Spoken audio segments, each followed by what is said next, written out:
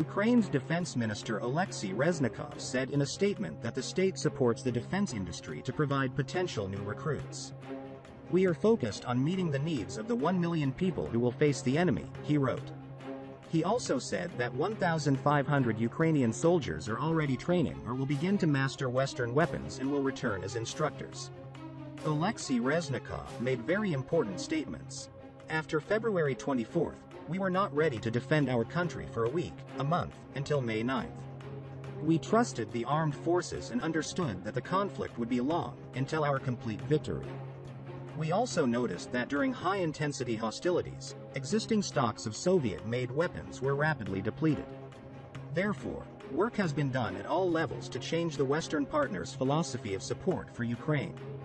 In daily face-to-face meetings with the joint defense ministers, I had to systematically explain to them that Ukraine needed heavy weapons of Western models and calibers, aircraft, artillery, tanks and armored vehicles, etc., used by NATO countries. The main argument was that Ukraine was defending all of Europe and strengthening our defense was to strengthen NATO's eastern flank.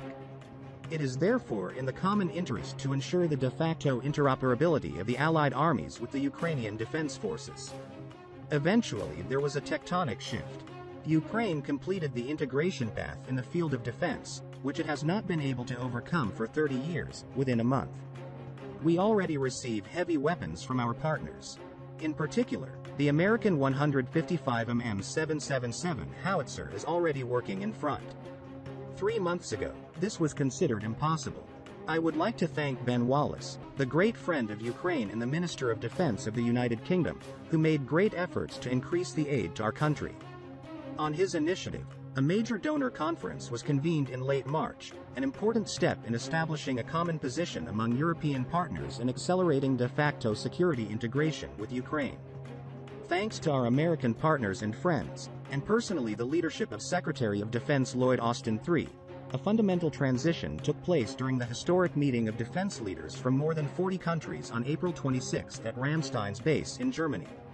Shocked by the brutality of the Russian invaders on our lands, the free world has set a new common goal: not to stop, but to defeat the Kremlin.